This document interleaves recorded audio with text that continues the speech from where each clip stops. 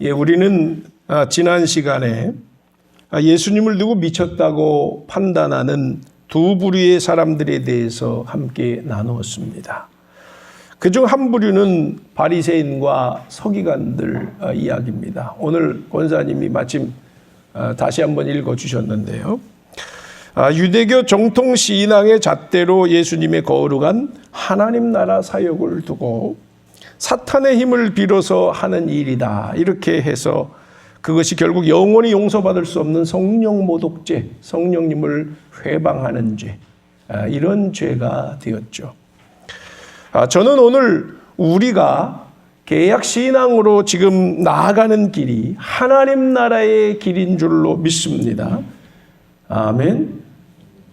그리고 이 길이 주님께서 기름 부어 주셔서 열매를 맺는 날이 속히 올 줄로 믿습니다.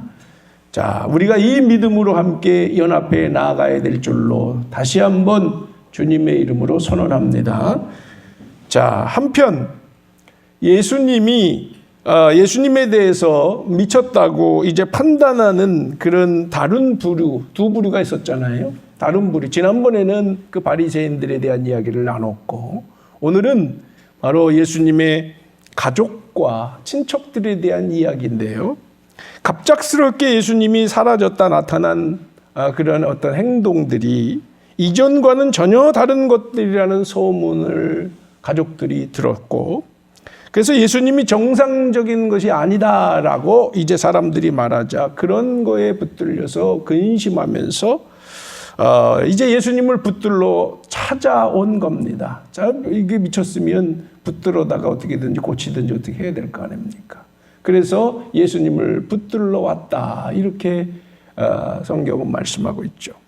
자, 오늘은 그 가족과의 만남의 상황에서 펼쳐지는 이야기입니다. 부디 오늘의 말씀이 우리 공동체에게 하나님 안에서 가족에 대한 시야가 활짝 열리기를 바라고 또 그런 심정에 붙들리기를 주님의 이름으로 축복합니다. 자, 그렇습니다. 예수님이 한참 사역을 하실 때에 예수님의 어머니와 형제들이 찾아왔습니다. 그런데 사람들이 많아서 예수님께 접근하기가 어려워요. 집이 크지 않았고 사람들은 꽉 차 있고 때마다 그런 거죠. 그래서 제자들에게 만나게 해달라고 부탁을 합니다. 그래서 제자들이 그 가족들의 소식을 예수님께 전해드렸습니다. 어머니와 형제들이 왔습니다. 그런데 그때 예수님께서 그 말을 전해준 제자들에게 뭐라고 말씀하십니까? 뜬금없이 정말 충격적인 말씀을 하시는 거죠. 그 당시로 생각해 보면 그러합니다. 누가 내 어머니고 누가 내 형제자매냐. 여러분 같으면 어떻게 생각하실까요? 자, 이렇게 말했다. 제자들도 충격이고 이걸 아마 듣는 가족들도 충격이었을 거다. 그런 생각이 자연스럽게 들지요. 자, 이렇게 하시더니 손을 내밀어서 그 앞에 있는 사람 누구예요? 제자들, 주로 제자들인데 이런 제자들을 가리키면서 뭐라 그러냐? 나의 어머니와 나의 동생들을 봐라. 이렇게 말씀하시는 거예요. 나의 어머니와 나의 동생들을 봐라. 누구다? 여기 제자들이다. 그러면서 하시는 말씀, 누구든지 하나님의 뜻대로 행하는 자라야 내 형제요, 내 자매요, 내 어머니. 결국 내 가족이다. 이렇게 예수님은 결론을 맺으시는 것을 보게 됩니다. 자, 예수님이 이렇게 말씀하신 것을 얼핏 들으면요, 참, 이 얘기가 사실 충격적이에요. 그 상황. 우리는 아멘으로 화답할 수도 있죠. 하나님의 뜻 이렇게 나가니까 그렇지만은 사실 그 당시의 상황으로 들어가면 이게 아멘이 나올 상황이 아니죠. 굉장히 혼란스럽고 이게 무슨 뜻인지 사람들이 아주 이해하기 어려운 그런 말씀이 될 수 있습니다. 더더군다나 신앙 안에서 가족이라도 뜻에 맞지 않으면 가까이 하지 말아야 될 것인가 이런 생각을 하고 실제로 이런 식으로 신앙생활하는 사람이 한둘이 아니고 이단 중에는 그런 사람이 많고 이번에 신천지라고 하는 사이비가 얼마나 문제를 일으켰습니까? 가족이고 뭐다 등지고 그냥 그렇게 자기들의 세계 속에 빠져 살고 그것을 전혀 문제시하지 않는다는 겁니다. 신앙을 지킨다는 의미로 말이죠. 우리는 올해 안에 그런 일을 아주 눈으로 많이 확인할 수가 있었죠. 자, 이런 일이 정통 신앙이라는 사람들 속에도 얼마든지 있고 그런 것 때문에 오히려 부작용이 많이 일어나는 것을 우리는 또 봅니다. 자, 근데 그런 사람들에게 지지하는 말씀처럼 보이는 게 오늘 이런 말씀이 될 수도 있어요. 잘못 해석하면. 자, 그리고 예수님의 다른 말씀을 봐도 그런 오해를 할 수 있는 이야기들이 얼마든지 있는데 오늘 우리가 이 구절을 함께 읽습니다. 시작. 나는 사람이 자기 아버지와 맞서게 하고 딸이 자기 어머니와 맞서게 하고 며느리가 자기 시어머니와 맞서게 하려고 왔다. 사람의 원수가 자기 집안 식구일 것이다. 이게 아멘이 잘 나와요, 안 나와요? 아멘이 나오기가 좀 어렵습니다. 자기 집안 식구들이 원수다라고 이야기하고 서로 간에 적대하고 갈등하고 문제를 일으킨다. 원수지간이 된다. 이런 말씀을 했어요. 그러니까 오늘 예수님이 하신 말씀이나 지금 이 구절들 이런 것들 또 뭐 다른 비슷한 구절들이 있는데 이런 구절들을 보면 우리가 얼마든지 가족에 대해서 오해할 수 있는 소지들이 많이 있다라고 하는 겁니다. 특히 예수님께서는 신앙의 이름으로 육신의 가정을 무시하는 것처럼 느끼게 된다는 거죠. 얼마든지 우리는 그렇게 해석해낼 수 있고 이것을 가지고 그것을 떳떳이 말할 수도 있는 겁니다. 신앙의 이름으로. 예수의 이름으로 말이지요. 그런데 여러분 성경은 전체적으로 봐야 되는 거예요. 전체적으로. 특히 복음서는요. 복음서라고 하는 것은 뭘 근거로 해야 되느냐. 이 성경과 신앙의 뿌리라고 하는 창세기로부터 신명기까지 이르는 모세오경. 따라합시다. 모세오경. 모세오경이 뭐예요? 창세기, 출애굽기, 레위기, 민수기, 신명기 이르는 처음 맨 앞에 5개의 이 책. 이건 모세오경. 우리가 율법서라고 말하는 거고 율법이라고 말할 때 그것을 근거하는 겁니다. 가장 중요한 거고 그 중에서도 제일 기초가 되는 건 뭐냐면 창세기의 말씀이에요. 창세기는 성경과 이 세상을 이해하고 신앙의 세계를 이해하는 가장 설계도와 같은 기초입니다. 청사진과 같습니다. 그래서 가장 중요한 게 뭐다? 창세기다라고 하는 건데요.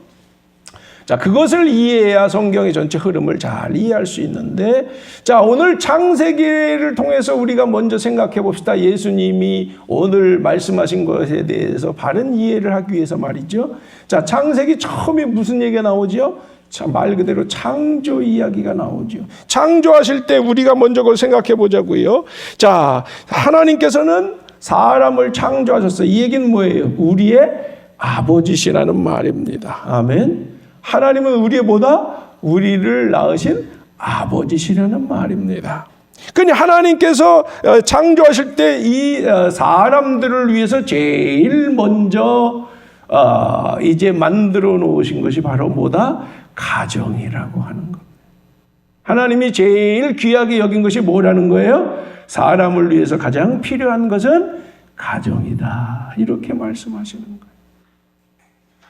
자, 더 나가서 이제 우리가 모세오경이 참 중요하다 그랬는데 그 율법서가 중요하다 그랬는데 바로 하나님 나라를 세우기 위한 이 율법서 핵심은 계약의 율법을 말하는 건데 이 계약의 율법은 한마디로 말하면 따합시다. 고아와 과부와 나그네를 위한 법.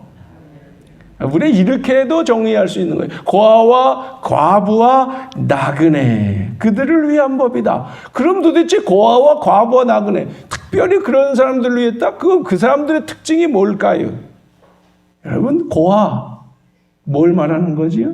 과부 뭘 말하는 거지요? 나그네가 뭐예요? 우리는 나그네는 인생이 멋있는 것처럼 보이지만 집을 잃어버리고 기업을 잃어버려 살 곳을 없어서 떠돌아다니는 요즘 다른 말로 하면 거지와 같은 자들이고 노숙자와 같은 자들이고 가장 힘든 고통스러운 삶을 살 수밖에 없는, 그래서 남의 땅에 그냥 남의 집에 얹혀 살아가야 되는 그런 불쌍한 사람들을 말하는 거예요. 자, 이 특징이 뭐예요? 고아와 과부와 나그네의 특징은 한 가지로 볼 수 있습니다. 따라합시다. 깨어진 가정. 깨어진 가정의 사람들을 위한 법이다. 이게 바로 뭐다? 계약의 율법의 특징이다라고 하는 겁니다. 그들을 지켜주고 보호하고 살 수 있게 해줘라. 따라합시다. 그들을 살 수 있게 해줘라. 그러니까 가장 어려운 삶. 그러니까 뭐예요? 깨어진 가정을 어떻게 해야 되나? 이제 보호해주고 그들이 살 수 있게 해주는 법이 바로 계약의 율법이다라는 거예요. 가정에 맞춰놓으니까 야, 율법이 가장 이해하기 좋고 정말 하나님의 법이 뭘 말하는 건가 라고 하는 것을 우리는 깨닫게 되는 겁니다. 그래서 율법을, 계약법을 우리가 다른 말로 하면 다시 한번 외쳐봅시다. 가정보호법. 가정을 보호하는 법이다. 이렇게 우리는 말할 수가 있는 거예요. 하나님의 법, 우리가 지켜야 될 하나님의 법의 핵심이 기초가 뭐라고요? 가정을 보호하는 법이다. 아멘. 아멘. 우리가 성경이 뭘 얘기하는지를 알아야 돼요. 오늘 우리가 가정. 여러분 가정만큼 중요한 게 있나요? 창조하실 때 하나님 뭘 먼저 만드셨다고요? 가정. 그리고 율법은 뭘 보호하는 거다? 가정을 보호하는 거다. 여러분 듣기만 해도 은혜가 되지 않습니까?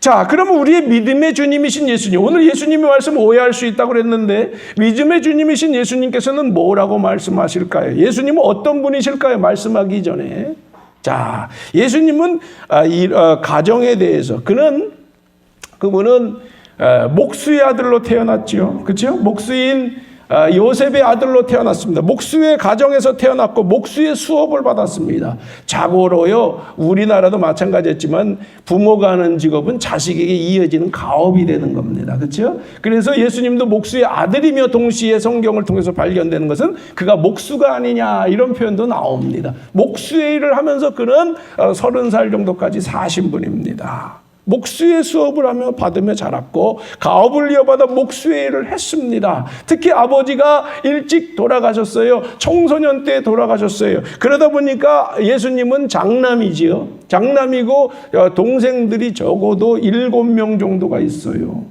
형제들 이름이 5명이 나오고 여동생 이름들이 복수로 나오면 적어도 몇 명? 7명.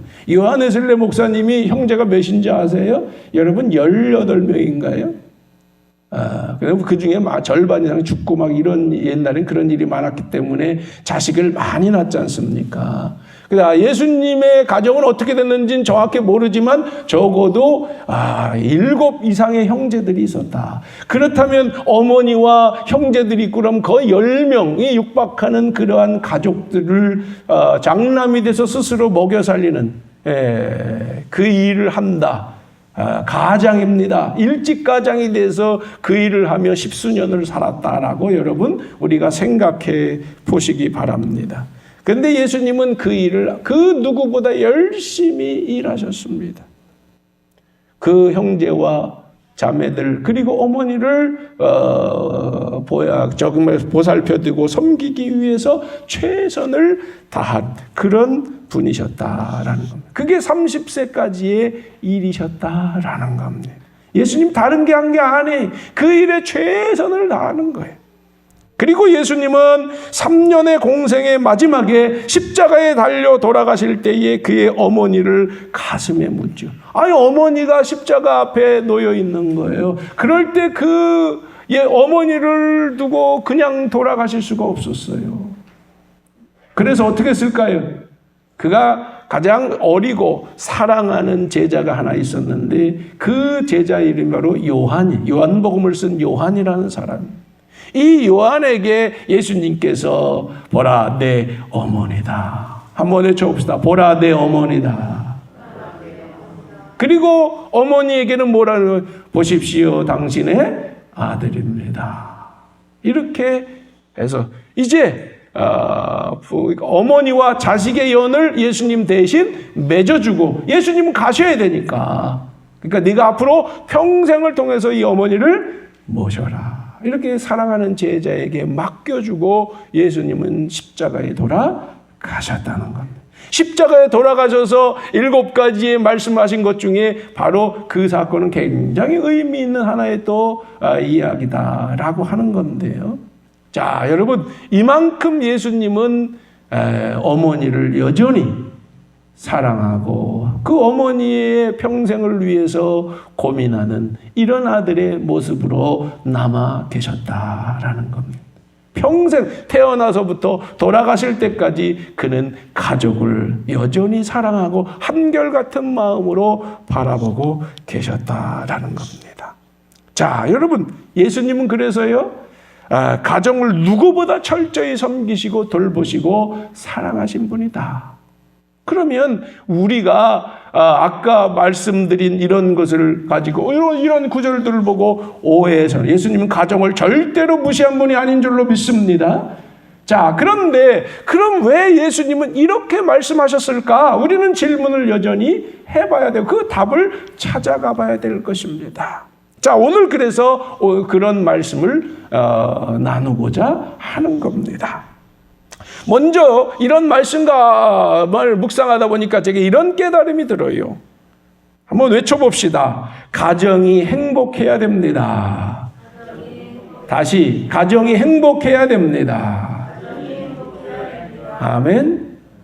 당연한 거지요. 가정이 행복해야지요. 가정은요, 우리가 창조된 것이고 또 창조가 계속 일어나는 것이고 그곳에서 생명력이 회복되는 것입니다. 가정은 생명력이 역사하는 것이에요. 그러니까 가정이 행복하지 않으면 우리의 생명력과 삶의 의욕은 떨어질 수밖에 없는 것이지요. 그 가정이 정말 중요하고 행복해야 된다라는 건데, 그런데 왜 이런 생각이 저에게 먼저 들었을까라고 생각해 보면 예수님이 가정을 떠나기 전까지는 아주 행복했어요.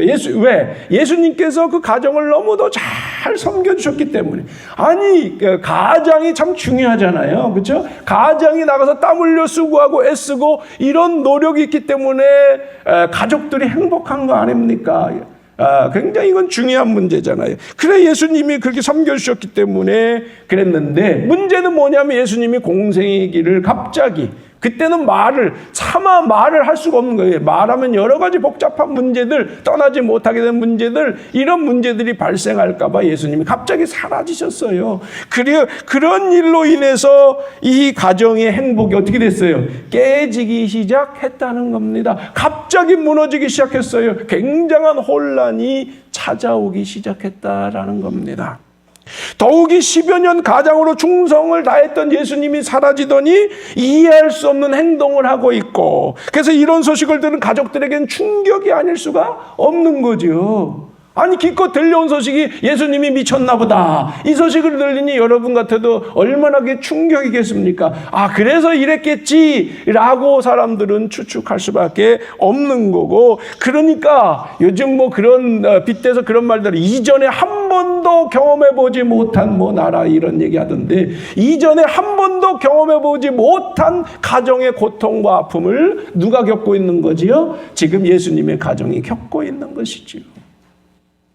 그 이전이 너무도 행복했기 때문에 지금의 상황은 너무도 힘든 시간이었던 것입니다. 자, 여러분, 이런 상황이에요. 정말 가슴 무너지는 상황이 이 가족들에게 펼쳐지고 있고, 이런 상황에서 예수님은 당시 예수님을 찾아온 가족들을 두고 모델로 해서 오늘과 같은 말씀을 하고 계시다는 건데요. 가족들이 어떤 심정으로 찾아왔는지 예수님은 잘 알고 있습니다. 그렇죠? 잘 알고 계시지요. 예수님은 당신이 가시는 길을 가족들이 전혀 이해하지 못하고 있고, 또 하나, 그 근심하고 찾아온 그 가족들로 인해서 마음이 무거워요. 그렇지요?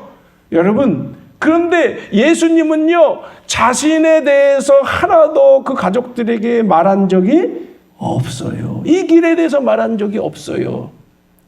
왜? 이것은 말한다고 쉽게 이해되는 게 아니에요. 말을 한다고 해도 이게 정신이 나갔나 보다, 이렇게 말할 가능성도 있는 거고요. 그래서 이렇든 저렇든 저들이 오해할 수밖에 없고 혼란에 빠질 수밖에 없다는 거 잘 압니다. 그렇기 때문에 예수님은 말씀하지 않았고, 그러니 가족들은 오해를 하고, 이 얘기는 뭐지요? 마음이 지금 하나 되지 못하고 나뉘어져 있다라는 겁니다. 여러분, 불행의 씨앗은 어디서 오는 거죠? 마음이 나뉘어지는 데서 오는 거예요. 가족이 서로 마음이 맞지 않고 나뉘어진다. 제가 여러분도 잘 아세요. 이 사람들이 가정이 깨지고 이혼하는 최고의 이유가 무엇입니까? 마음이 맞잖아요. 성격이 맞지 않아, 마음이 맞지 않아, 이런 얘기, 다 그 성격이 맞지 않는다고 이걸 쉽게 말하는 건 뭐가 맞지 않는다는 거예요. 자, 생각이 맞지 않고 뭔가 맞지 않는 겁니다. 그러니까 깨지고 문제가 일어나는 거예요. 제가 이렇게 자료를 찾아보니까 두 가지 이유래. 지금 말한 대로 성격이 맞지 않아, 뭐가 맞지 않아 깨져서 이혼하는 경우와 또 하나는 경제적인 이유 때문에. 요즘 그래서 코로나 때문에 이게 경제적인 압박이 오고 해서 이혼하는 게 굉장히 많다고 그래요. 너무 안타까운 현실인데요. 자, 이런 이유들. 지금 그 중에 첫 번째 이유가 뭐다? 이 가정도 역시 예수님의 가정도 현재는 마음이 맞지 않고 하나가 되지 못하니까 이런 불행한 일을 경험할 수밖에 없다라고 하는 겁니다. 이런 상황에서 결국 깨닫게 되는 건 뭐죠? 그럼 가정이든 공동체든 어느 모임이든 마음이 통해야 된다. 생각이 통해야 된다. 마음과 생각이 통해야 됩니다. 통해야 사는 거예요. 통하지 않으면 막히면 힘든 거예요. 서로 불편하고 힘든 거예요. 그래서 통해야 산다. 근데 마음과 생각이 통하기 위해서는 중요한 하나의 열쇠가 있는데 그건 뭐냐? 목적과 방향이 같아야 됩니다. 뭐가 같아야 된다? 목적과 방향이 같아야 돼요. 이게 생각을 이끌어내는 중요한 겁니다. 그 생각이 조금씩 다른 것도요, 하나의 목적과 방향이 있으면 그거에서 맞춰가기 마련인 겁니다. 그러면 그 대화와 그런 뭔가를 통해서 풀어낼 수가 있는데 전혀 목적과 방향이 맞지 않으면 서로 반대로 간다 그러면 이건 싸울 수밖에 없는 거고 헤어질 수밖에 없는 겁니다. 목적과 방향이 맞아야 돼. 그래서 사랑하는 부부간에도 그렇고요, 부부간에도요, 항상 서로 바라보는 게 아니야. 사랑하는 사람은 바라보는 게 아니라 같은 방향으로 가는 것입니다. 그래서 손잡고 같이 같은 방향으로 가는 게 진짜 사랑이에요. 아멘. 자, 이게 누구나 하는 말인데, 그러니까 이렇게 가는 게 중요한 거예요. 오늘 예수님도 그렇게 말씀하는 거예요. 하나가 되지 못한 자신의 가정을 빗대고, 이게 지금 우리의 가정의 모습이 참된 가정의 모습이 아니다. 정상적이지 않다. 진짜 그런 모습은 누구라는 거예요? 제자들과 함께 가는 제자 공동체는 지금 가정처럼 하나님 나라라는 거룩한 목적을 향해서 지금 나아가고 있다는 거야. 아멘. 그러니까 가정은 이래야 온전해질 수 있다라는 겁니다. 저는 부디 여러분의 가정이 마음이 하나가 돼서 진정한 행복을 누리며 사는 그런 가정들 되시길 주님의 이름으로 축복합니다. 그를 위해 정말 여러분 간절하게, 이게 정말 여러분의 가장 중요한 숙제 아닙니까? 신앙 안에서 가정을 지키는 건요, 주님이 주신 사명인데, 정말 간절한 거는요, 정말 뜨겁고 깊이 있게 기도하는 걸 말하는 거예요. 정말 내 장기가 끊어지듯이 이런 심정인데, 모든 걸 다 걸고 하는 건데, 부디 그렇게 기도해 주시기를 바랍니다. 여러분의 가정을 위하고 정말 이 공동체를 위해서 그렇게 기도해야 되는데, 부디 그래서 그 기도가 응답되길 주님의 이름으로 다시 한번 축복합니다. 여러분의 가정을 축복하는데도 아멘이 잘 안 나오네. 자, 축복합니다. 그렇게 기도해 주시기 바라요. 자, 그런데 오늘 말씀에서 하나의 중요한 힌트를 또 예수님께서 주시는 건 뭐냐? 마음이 통하게 되는 참된 힘은 바로 어디에 있다? 하나님의 말씀에 있다라고 말씀하는 겁니다. 아멘. 하나님의 말씀에 있다는 겁니다. 진짜 사람이 통하려면 하나님의 말씀에, 그것이 목적이 되고 방향이 돼야 된다는 거지요. 여러분, 삶에 분명한 기준이 없을 때는요, 사람에겐 뭐가 있냐면 정욕이라는 게 있어요. 제일 사람이 무서운 게 정욕인데, 사람의 정욕은 사람마다 달라서 많이 역사가 여러 가지가 동시에 나타날 수도 있지만은 갈피를 잡을 수 없는 게 분명합니다. 그래서 그 정욕에 이끌리게 돼요. 어떤 사람은 권력을 좋아하기도 하고, 어떤 사람은 명예를 좋아하기도 하고, 어떤 사람은 무력을 무력이 뭐예요? 재물 이런 걸 좋아하기도 하고, 어떤 사람은 또 이성을 좋아하거나 음욕을 좋아하고, 하여튼 여러 가지 욕망들이 사람을 지배하게 마련인데요, 이것에 휘둘려요. 이것에 시달리며 살다 보면 너무 이제 빗나가게 되는 경우도 있고, 특히 젊은 사람들이 그렇다거나 이럴 때 정말 이것 때문에 가정이 마음이 하나 되지 못하는 경우는 너무너무 많아. 거기서 오는 거예요. 가정이 깨지는 거는요. 자, 그러면서도 서로에 대한 기대가 있어요. 나는 나대로 문제가 있어도요, 또 우리 가족에 대한 기대, 부모는 자식에 대해, 자식은 부모에 대해 서로 간에 기대가 있는데 그 기대가 서로 욕망에 사로잡혀 있다니까 맞춰져, 안 맞춰져? 안 맞춰져요. 그러니까 이것 때문에 갈등이 되고 싸움이 되고 문제가 되고 마음이 멀어지고 나중에는 가정이 깨지고 부부도 헤어지게 되고 이런 일, 그 성격 차이라고 그러는 거라고, 그걸 가지고. 그 성격 차이가 아니야, 사실은. 알고 보면. 그런데 성격 차이로 결론이 나는 거고, 또 경제생활, 두 가지가 이혼 사유의 최고라는데 지금 이 나라가 그걸 제일 많이 겪고 있고요. 우리나라가 뭐 데이터마다 좀 다르긴 합니다만 이혼율이 3위래나. 정말 심각한 그런 가정의 무너지는 아픔을 겪고 있는 그런 현실을 우리는 겪고 있습니다. 지금 더군다나 코로나 때문에 더더군다나 많은 어려움을 우리가 겪고 있는 거죠. 자, 여러분, 이런 슬픈 일을 극복하기 위해서는, 가정이 지금 오늘 주제인데, 가정이 깨지는 슬픈 일을 극복하기 위해서는 어떻게 해야 되느냐? 한번 외쳐봅시다. 신앙이 해답입니다.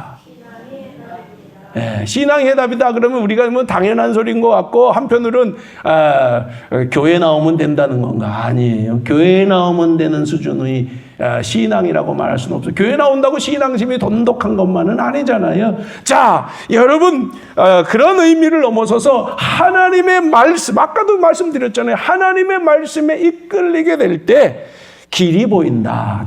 말씀에 이끌려야 길이 보입니다. 여러분이 가족의 정말 중심에 서서 말씀에 붙들리시기 바랍니다. 그럼 반드시 하나님이 길을 열어주실 줄로 믿습니다. 말씀에 붙들려야 길이 보여요. 어두운 것 같아도요, 거기 말씀의 빛이. 그래서 주님의 말씀은 내 발의 등이요 내 길에 빛이니이다. 주님의 말씀은 내 발의 등불이요 내 길에 빛입니다.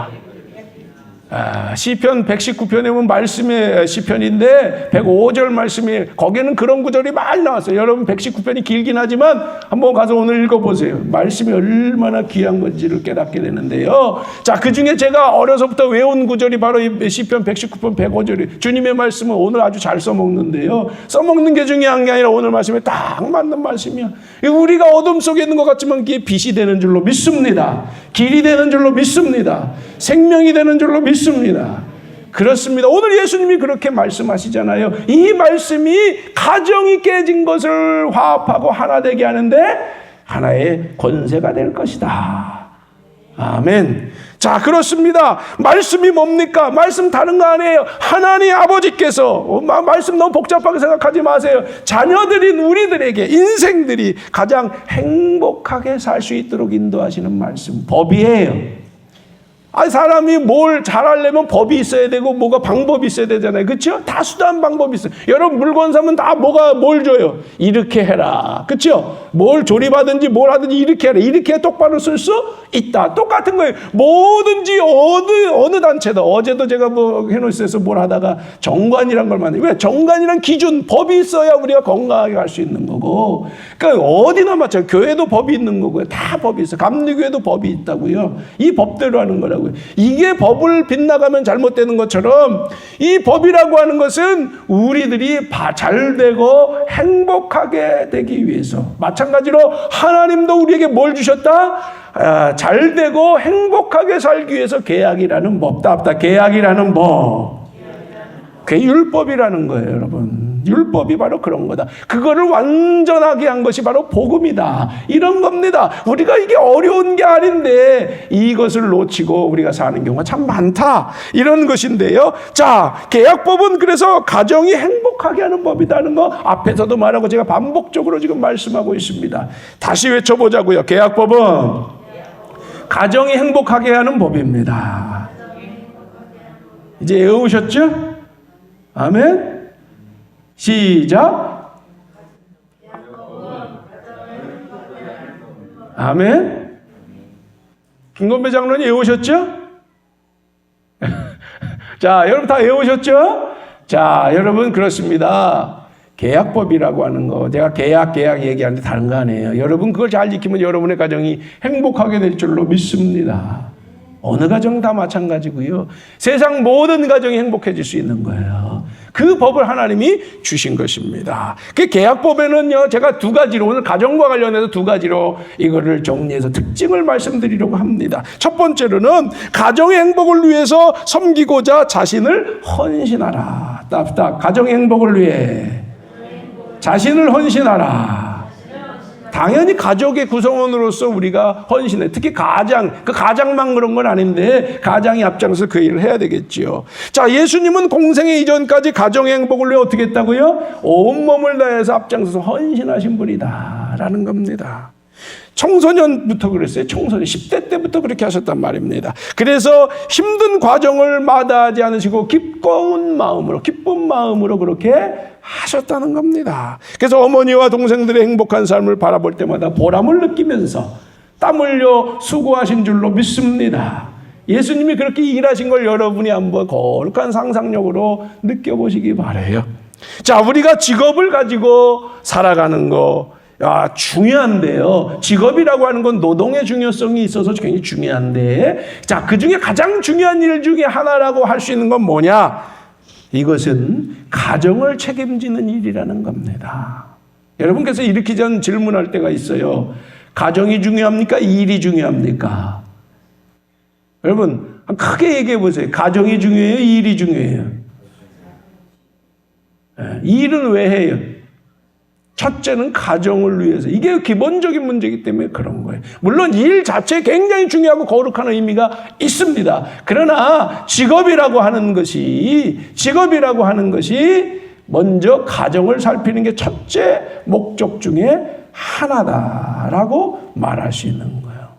자, 칼빈이라는 개신교의 리더로서 아주 중요한 분 중에 한 분이 칼빈 아닙니까? 장로교를 세웠다, 뭐 이렇게 말하는데, 자, 이분이 바로 직업 소명이다. 직업이라고 하는 건, 직업 소명이 뭐예요? 우리가 하나님의 구원을 받고 하나님 백성으로서 증거할 수 있는 길이 있는데, 그건 바로 뭐다? 직업을 통해 열심히 일함을 통해서 증거할 수 있다. 아멘? 일이라고 하는 건 굉장히 중요한 건데요. 그런데 그래서 직업 소명을 가지려면 우리가 이런 태도를 가져야 된다. 성실하게 일하고 검소하게 살아야 된다. 이게요, 이 개신교 윤리의 기본입니다. 어떻게? 성실하게 일하고 검소하게 살아라. 아멘. 한 가지 더 있는데 그게 뭐냐면, 그걸 가지고 나누라. 이게 이제 교회 하나의 복음적 전통의 중요한 축인데, 그 중에 제가 두 가지를 이야기한 거예요. 뭐다? 열심히 성실하게 일하고, 또 하나는 뭐다? 그걸 가지고 함부로 쓰지 말고 아껴라, 저축하라, 뭐 이런 이야기들. 이게 아주 개신교 전통에는 뿌리가 깊은 겁니다. 이게 자본주의를 만드는 토대가 됐다, 이렇게 말한 사회학자가 있는데요. 어쨌든지 이것을 강조하고 있는 겁니다. 자, 그래서 여러분, 이렇게 살면 누가 복이 될까? 자본주의가 왜 부흥하게 되고 발전했느냐? 이렇게 살아서 그랬다. 그런데 이게 사회적 기능도 있지만은 첫 번째로 누구에게 복이 될까요? 여러분, 제가 누구에 대해서 이야기하고 있어요, 지금? 가정. 열심히 일하고 모으면 가정이 복을 받는 줄로 믿습니다.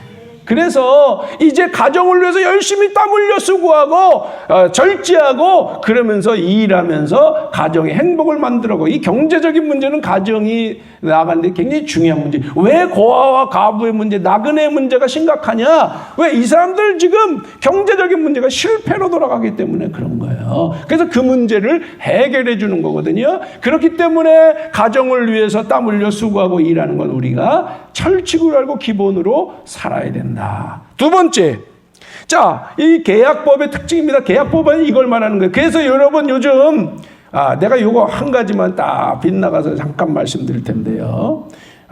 제가 지난주에는 그런 식으로 했어요.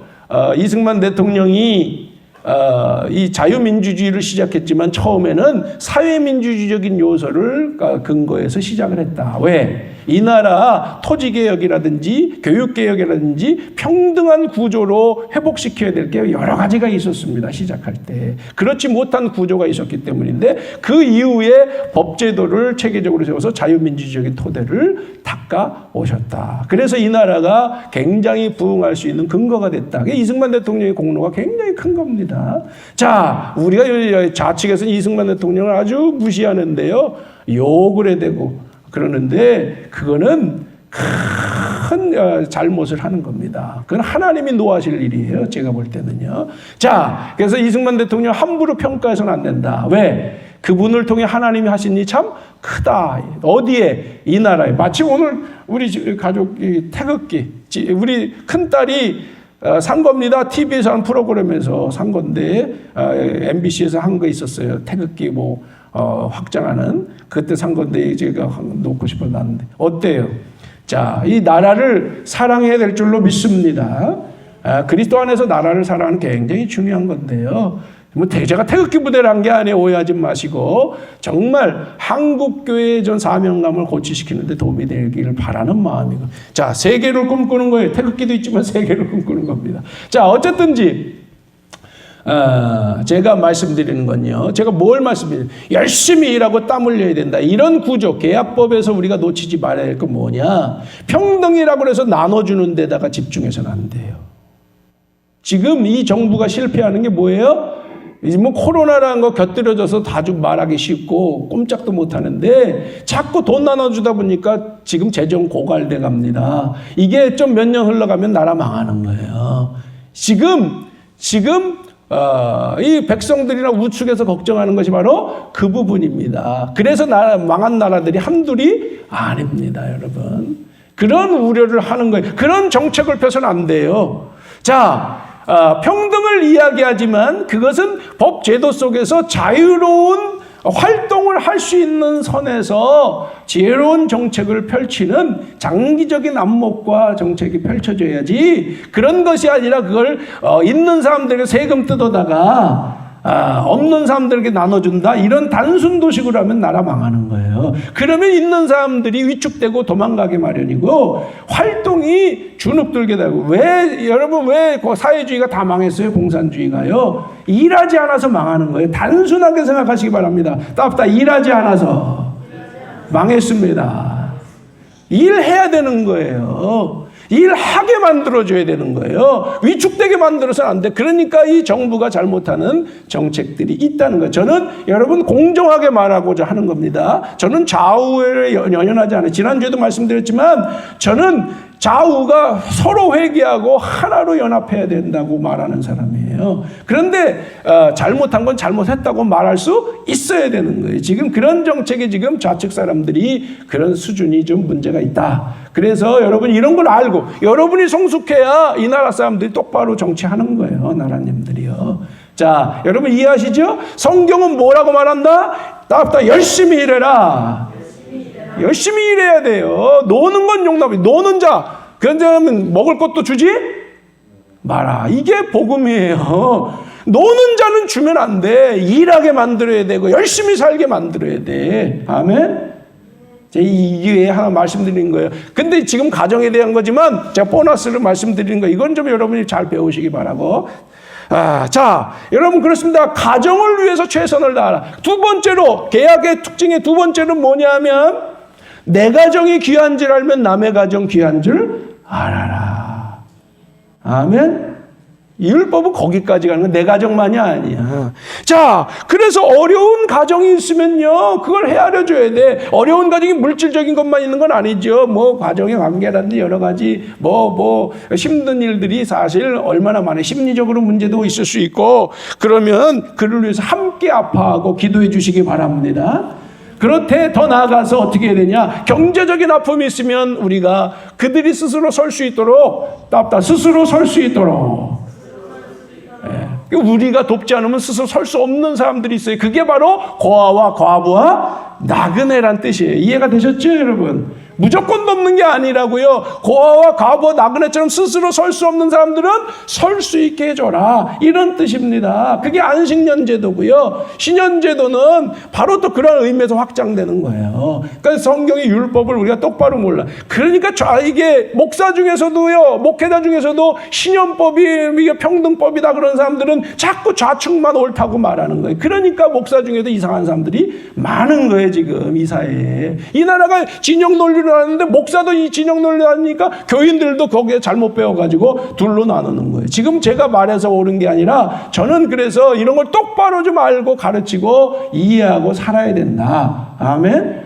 자, 스스로 설 수 있도록 도와주는 거는 또 우리가 당연히 하나님 백성으로서 사람된 도리다라는 거고요. 그러나 여러분 하나 질문이 있어요. 그럼 우리도 지금 살기 어려운데 남을 어떻게 다 돕냐? 그래서 교회 공동체가 있습니다. 교회가 왜 중요하냐? 바로 이런 문제 때문에 중요한 겁니다.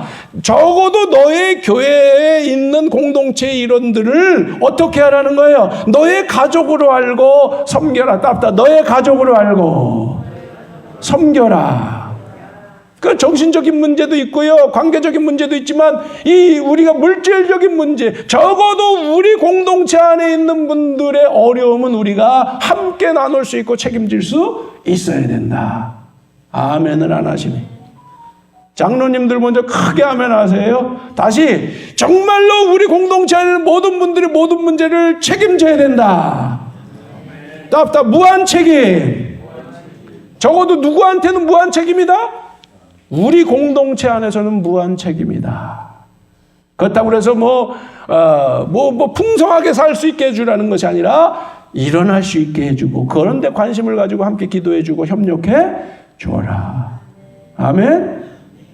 특히 경제적인 문제는 제일 어려운 문제이기 때문에 이 부분에 대해서는 교회도 성도들이 함께 그 필요할 때 꼭 나누실 수 있게 바랍니다. 앞으로 그런 일이 얼마든지 있고, 우리가 그런 쪽으로 지금 구제원금이라든지 여러 가지 몇 가지를 하고 있습니다만은 우리가 할 수 있는 한 이제 그런데 적극적으로 함께 나눌 수 있어야 된다. 제가 그래서 이 교회에 와서 두 가지는 절대로 놓치지 말자. 여러분 다시 말씀드립니다만, 선교하는 것과 또 우리가 애찬을 나누는 거예요. 애찬을 나누는 거, 교회 안에서 가족 의식을, 오늘 말씀 딱 맞는 가족 의식을 느끼고, 밥상 공동체니까 가족 의식을 느끼고 살자. 지금 그걸 못하는 게 지금 교회가 중요한 축이 무너졌다, 이렇게 볼 수 있는 건데, 지금은 상황이 그러니까 그렇지만요, 애찬 중요하다. 또 하나 선교, 나누는 거다. 교회가 교회끼리 못 나누면 어떡하냐 말이야. 여러분 반대 많았어요, 그렇죠? 이 안에 반대, 장로님 다 아시죠? 반대 많이 하셨잖아.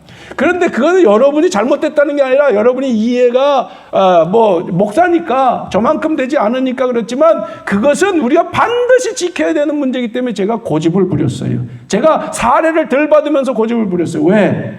이런 문제들을 기본적으로 우리가 공동체 안에서 실천해 가지 않으면 교회로서의 기능을 잃어버리기 때문에 그렇습니다. 이제 이해가 되시죠? 제가 왜 그걸 전도사 때부터 고집하고 여기까지 왔나? 자, 교회가 교회다워야 될 줄로 믿습니다. 오늘날 교회가 교회답지 못해서 문제 아닙니까? 우리는 그래서 기본적으로 지키려고, 지금도 교회들이 놀래. 이 지방에서도 감리사님 이런 분들이 놀래. 향남교회 갔더니 돕는 교회가 여러 교회야. 우리도 어려운데 이렇게 많이 돕냐. 여러분, 근데 그건 정신에서 나오는 거예요. 아멘? 그런 나눔, 공동체 의식을 우리가 갖고 그 교회끼리도 그런 의식을 가져야 그게 하나님이 기뻐하실 일 아닌가요? 그런 교회는 절대 망하지 않는 줄로 믿습니다. 우리 공동체가 코로나 때문에 어려운데 그래도요, 어려워도요, 다른 교회 못지않게 우리가 지금 재정적으로 여기까지 끌어온 것만도 난 감사해요. 왜 감사할까? 하나님이 우리가 어려울 때 채워주시는 줄로 믿습니다. 우리가 어떻게 했기 때문에? 어려운 중에 나눠왔기 때문에. 어려울 때 나눠왔기 때문에. 이걸 여러분이 아십니까? 저는 그런 신조를 가지고 목회하고 우리 교회 재정을 운영해 왔어요. 자, 이거를 믿어야 돼요. 지금 교회들 굉장히 어렵습니다, 여러분. 근데 우리 교회는 그에 비하면 그래도 감사해. 조그만 교회지만. 그건 뭐다? 우리가 교회의 역할을 하려고 노력했기 때문이다라는 겁니다. 믿으시면 아멘 하시기 바랍니다. 자, 그렇기 때문에 교회라고 하는 것은 바로 우리들을 서로 지켜줘야 돼요. 무엇보다 지금 우리를 서로를 좀 마스크 쓰고 있지만 얼굴 다 아시죠? 서로 한번 바라보세요. 자, 좀 바라보세요. 예. 자, 서로 사랑하시기 바라고요. 한번 마스크 써도 말은 할 수 있잖아. 제가 지켜드리겠습니다. 아서 인사 좀 해요. 장로님 보고 우리가 지켜드리겠습니다. 장로님 든든하시죠?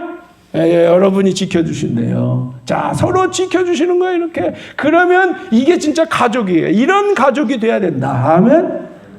그리고 어려운 일 있으면 서로 나누시고 우리가 함께 걸르고 기도하고 서로 도울 수 있으면 돕고 정말 물심양면 쪼개야 될 줄로 믿습니다. 자, 이게 천국의 모델이다. 그 천국의 모델을 여기서 세워 세상에 확장시키자는 건데 여기서 돼야지 되는 거예요. 그래서요, 여러분 이렇게 가려고 그러면 아까 제가 원리가 그렇게 한 거예요. 이렇게 하면 따뜻한 하늘 문을 여시고 은혜를 부어주십니다. 그 은혜는 물질도 오는 거고요. 여러 가지 은혜가 임하는 거예요. 하늘 문을 여는 공동체 되어야 될 줄로 믿습니다. 자, 나아가서 마지막으로 예수님이 여신 이 세계약 신앙이 공동체 안에서 무르익을 때 우리가 이제 이게 무르익어야 돼요. 지금까지도 잘해오셨지만 앞으로 더 무르익어야 될 줄로 믿습니다. 무르익을 때 어떤 일이 나냐, 그 지경이 넓어지게 된다는 겁니다. 공생의 시작 예수님 때문에 오늘 가족 갈등하는 얘기 우리가 나눴잖아요. 이 가족들이 어떻게 됐을까? 시간이 3년 흘러서 사도행전 공동체가 됐을 때 요 구절이 참 새롭게 다가오더라고요. 여기 읽어봐요. 시작. 이들, 사도들이에요. 이들은 모두 여자들과 예수의 어머니 마리아와 예수의 동생과 함께 한마음으로 기도에 힘썼다. 그 무렵에 신도들이 모였는데 그 수가 120명이었다. 아멘. 예수님의 가족만 한 10명은 됐을 거라고. 이거죠. 예수님의 어머니와 또 동생들. 이 동생들이 여러 명이야. 이제 이쯤 되니까 어떻게 되는 거야? 이제 제 사도들과 또 제자들과 함께 그들이 가족이 됐어요. 아멘. 초대교회 가정 공동체를 이루었어요. 그땐 교회란 건물이 여러분 3세기까지는 없었어요. 가정 안에서 드리는 거야. 그 마가다락방에 모여서 드리는 거야 지금. 그래서 이들이 모여가지고 이제 놀랍게 하고 성령이 임했을 때 가족 공동체로 확대가 됐어. 이들만의 공동체가 아니야. 이제 교회 공동체, 가정 공동체가 됐는데 성령이 임했을 때 이들이 확장이 돼가지고 어떻게 따 예루살렘과 온 유대와 사마리아와 땅끝까지. 아멘. 가정 공동체 확장된 줄로 믿습니다. 복음사역은 뭐 하는 거예요? 가정 공동체가 확장돼 나가는 거야. 할렐루야. 그러니까 우리가 가족의식으로 살아가는 거야. 사회가족주의. 온 세계 만민이 형제요 가족이 되는 거야. 할렐루야. 여기서 그리스도의 신앙의 확장성이 온 세계를 품을 수 있게 되는 줄로 믿습니다. 이런 겁니다. 여러분, 한 가지 더 중요한 요소들을 제가 마지막으로 말씀드리는데요. 이 초대교회에 먼저 속한 사람들 120명의 교인들, 이런 사람들이 앞장섰잖아요. 어떻게 됐을까? 그 시대의 리더로 세워진 줄로 믿습니다.